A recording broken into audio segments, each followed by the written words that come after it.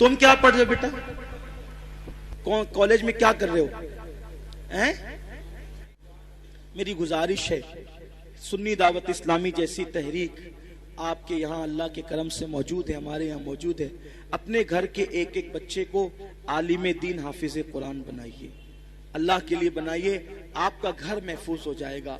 अगर आपका बच्चा हाफिज कुरान बन गया ना, हाफिज कुरान, तो वो अपने घर के खानदान के 700 लोगों के, ऐसे 700 लोगों की बख्शिश कराएगा जिन पर जहन्नम का अजाब लाजिम हो चुका हो, यानी जिनके लिए फैसला हो गया कि ये जहन्नम में जाएगा। वो हाफिज कुरान अल्लाह से कहेगा, मौला मैं हाफिज था ना, ये मेरे खानदान का आदमी, इसको बख्श दे। अल्लाह कहेगा जा तेरी वजह से बख्श दे।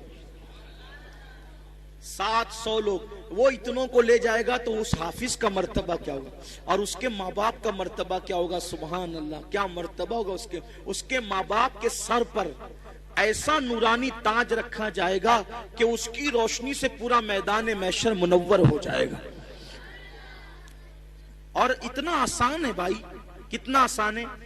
मैं ये नहीं कह रहा हूं आपको स्कूल से हटा लो, नहीं, स्कूल पढ़ते हुए हाफिज। यहां जितने बच्चे स्कूल पढ़ते हुए हिफ्ज कर रहे हैं, जरा खड़े हो जाओ तो।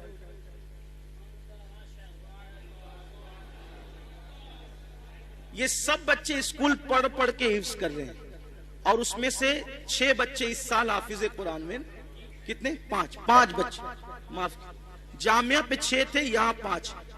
वो कौन बच्चे? 5 बच्चे। अब बैठ जाओ, वो 5 कौन है जो इस साल हाफिज हुए? यहां से ये 5 बच्चे। बेटा तुम क्या पढ़ रहे हो अभी? 10वीं पढ़ रहे हैं। क्या नाम बेटे? अकील अहमद। तुम क्या पढ़ रहे हो बेटा? कॉलेज में क्या कर रहे हो? हैं?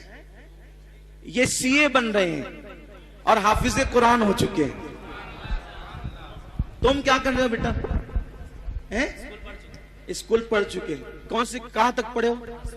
10वीं तक पढ़कर इन्होंने कुरान हिफ्ज किया। तुम बेटा? ये 11वीं 8वीं। हमारे साथी हैं, पुराने साथी अब्दुल रशीद भाई, ये उनका बेटा है मोहम्मद रिजवान। हाँ, मैं अभी सोच रहा था वहां बैठे बैठे, ये आखिरी में इन्होंने ही पढ़ा ना, पूरा हिफ्ज हो गया इनका मुकम्मल। मैंने सोचा इसके बाप का निकाह मैंने पढ़ाया था, अब ये इतना बड़ा हो गया कि इसका निकाह पढ़ाने का वक्त आ गया। अल्लाह ताला ने मुझे भी कितनी उम्र अता फरमाई, इसके बाप का निकाह ही पढ़ाओ, इसका ही पढ़ाऊंगा इंशाल्लाह, इसके बेटे का भी पढ़ाऊंगा। क्या नाम है बेटा? तुम क्या कर रहे हो? हैं? 11वीं ये भी पढ़ रहे हैं आर्ट्स में, और ये हाफिज कुरान। ये 5 बच्चे यही, स्कूल नहीं छोड़ना, स्कूल पढ़ते हुए दीन दुनिया दोनों साथ साथ बैठो। ये मैंने इसी मिंबर पे बैठकर खत्म कुरान के वक्त एक बात कही थी कि हम वो दौर चाहते हैं कि जो तरावी पढ़ाने वाला हो वो डॉक्टर हो, टीचर हो, वकील हो, इंजीनियर हो। इंशाल्लाह ये मंजर आप चंद सालों के अंदर अंदर देखेंगे। आपका ताउन चाहिए, आपकी मदद चाहिए। मदद और ताउन में ये नहीं कह रहा हूं कि चंदा देकर करो, चंदा देना हो दो, मत देना हो मत दो, चंदे की कोई बात नहीं है। दीन का काम अल्लाह रसूल की मदद से चलता है। अपने बच्चे दो हमें, अपने बच्चे। आपसे हमें ये ताउन चाहिए कि आपके बच्चे चाहिए हमें। और जैसे आप स्कूल के लिए अपने बच्चों को तंबी कर करके भेजते हैं, वैसे मदरसे में भेजिए यहाँ। और रिपोर्ट, मुफ्ती साहब ने कहा ना, हर महीना रिपोर्ट जा रही है, मेहनत हो रही है।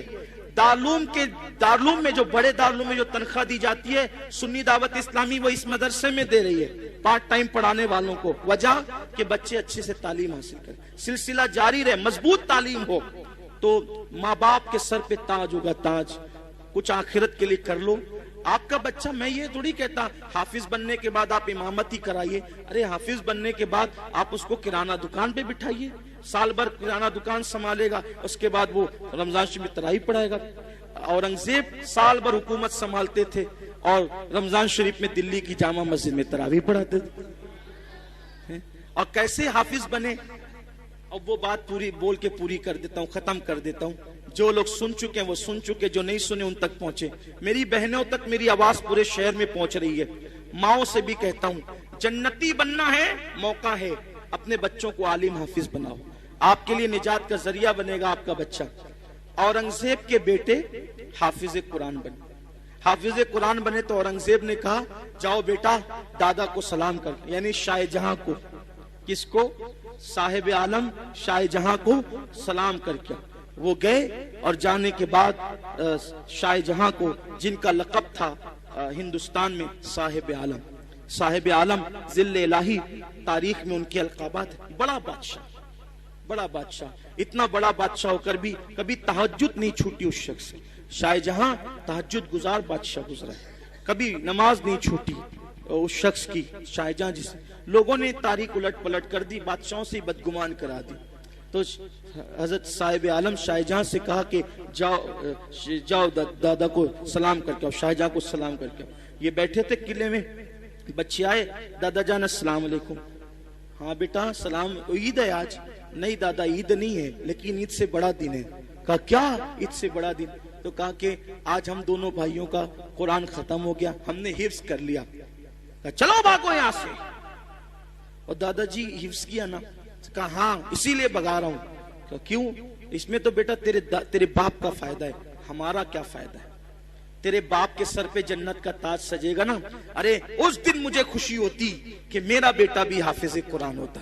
बच्चे गए, अब्बा दादा ऐसा ऐसा कह रहे थे। कहा बेटा तेरे दादा को जाके कह दे कि बाबा के सर पे भी इंशाल्लाह ताज होगा, मैं भी आज से हाफिज कुरान बनूंगा। और हुकूमत संभालते हुए सिर्फ 6 महीने में औरंगजेब ने कुरान शरीफ याद कर लिया। भाइयों वो हुकूमत संभाल करके 6 महीने में कुरान हिफ्ज कर सकते हैं औरंगजेब, तो हम लोग किराना दुकान संभाल कर नहीं कर सकते, हम लोग दुकान चला कर नहीं कर सकते। अरे आप सोचिए, हुजूर ताजुश शरिया इतने बड़े आलिम दीन, माजी करीब के बुजुर्ग, उन्होंने जब उनकी आंखों की बिनाई इंतहाई कमजोर हो गई थी, तब कुरान शरीफ याद करना। पूरी दुनिया का दौरा कर रहे हैं, फतवा दे रहे हैं, पढ़ा रहे हैं और उर्दू किताबों को अरबी में करवा रहे हैं, उसके साथ कुरान हिफ्ज भी कर रहे हैं। और दुनिया से जाते जाते उन्होंने जाने से पहले पूरा कुरान खत्म कर। आदमी करना चाहे तो कर सकता है। मैं बहुत मसरूफ हूं, मैं अरे क्या मसरूफ है, पूरा दिन तो इधर उधर बैठ करके जो है वो वक्त बर्बाद करते हो। कुछ टाइम अल्लाह के लिए निकालो, टाइम दो और कुरान हिफ्ज करो। 2-2, 3-3 आयतें भी करोगे तो बहुत याद हो जाएगा। दुआ करें अल्लाह मुझे भी तौफीक दे और आपको भी तौफीक दे कि हम कुरान शरीफ से अपने रिश्ते को मजबूत करें।